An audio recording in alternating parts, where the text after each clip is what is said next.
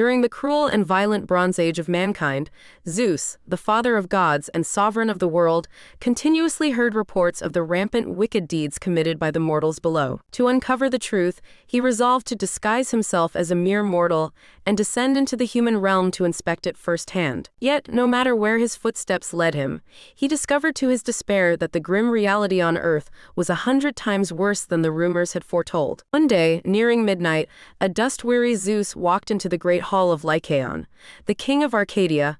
Lycaon was a monarch notorious for his inhospitable cruelty and savage nature. Once seated, Zeus manifested divine omens and a faint celestial radiance, signaling to the assembly that he was a deity from on high and that mortals should fall to their knees in reverent worship. While the common folk in the hall promptly prostrated themselves, King Lycaon remained entirely unmoved. He scoffed openly, brutally mocking the piety of his people. "Let us put him to the test," Lycaon declared with a chilling sneer, "and see whether this vagabond is a mortal or a god." Driven by a mixture of arrogance and bloodlust, he secretly resolved to brutally murder his noble guest in his sleep at midnight. To further test his guest's divine nature before striking, Lycaon committed an atrocity that would forever sever his ties with the gods. He secretly slaughtered a wretched Molossian hostage held captive within his palace.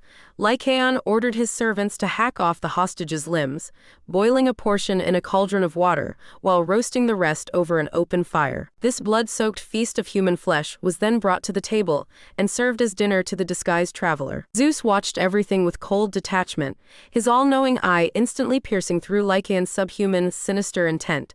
The king of gods was pushed into a towering fury. He rose violently from the dining table, summoning a raging fire of vengeance wrapped in heavenly thunder, and hurled it directly into the treacherous and unrighteous palace. In a flash, roaring flames consumed the halls, and the palace collapsed into ruins. Terrified, King Lycaon attempted to flee the burning ruins. However, the moment he opened his mouth to utter a desperate cry for help, his voice cracked and transformed into a piercing howl. His human skin rapidly coarsened into a rough, hairy pelt. His arms withered into 2 forelegs, forcing his torso to the ground. From that day forth, he became a thoroughly bloodthirsty beast, a wolf, and this, in truth, is the ancient mythological origin of the word lycanthrope, werewolf. Zeus returned to Mount Olympus with a heart burning with wrath.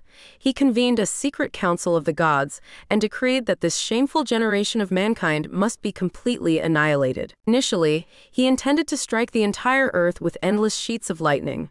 But just as he was about to unleash his divine thunderbolts, he grew anxious that a global conflagration might surge upward to the heavenly realm, consuming the axis and hinges of the universe itself.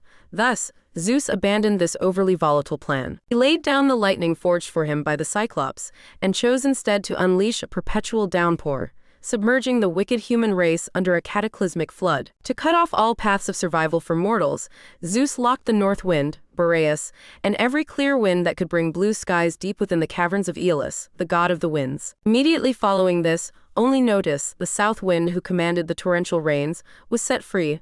Notus unfurled his drenched, pitch-black wings and swooped down upon the earth. His terrifying face was as dark as charcoal, and his heavy beard hung like rolling thunderclouds across the sky. Waves rolled out from his white hair, and torrents of water erupted from his chest. Notus soared into the highest heavens, seizing the vast mass of thick clouds with his divine power, and squeezing them dry with ruthless force. Instantly, thunder rumbled across the sky, and rain fell in absolute sheets. The violent tempest mercilessly flattened the crops in the fields, shattering the final hopes of the farmers.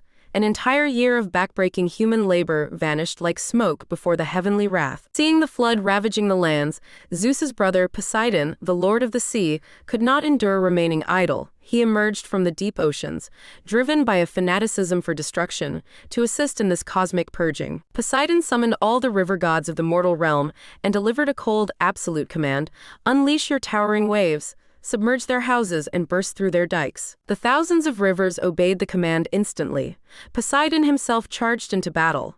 Wielding his trident, the ultimate symbol of oceanic authority, he violently struck the earth, forcing open countless chasms and abysses, through which the floodwaters could surge. The liberated waters grew into a ferocious, unstoppable force.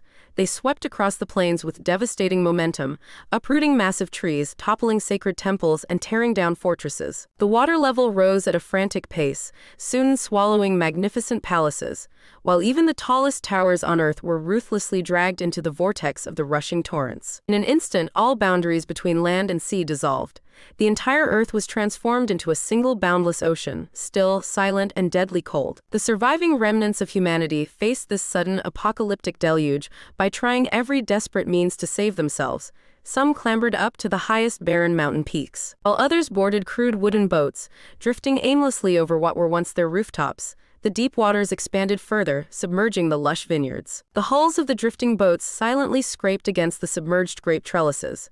Panicked fish struggled painfully among tree branches that once belonged to birds, while wild boars and stags fleeing across the mountains were ultimately swallowed by the merciless waves, drowning in the vast expanse. The overwhelming majority of humanity was swept away in an instant by the violent currents. As for those few who managed to escape drowning, once their initial tremors of panic subsided, they found themselves completely isolated and stranded on bare mountain peaks, where, accompanied by a hollow, endless despair, they slowly starved to death. Thus ended an era,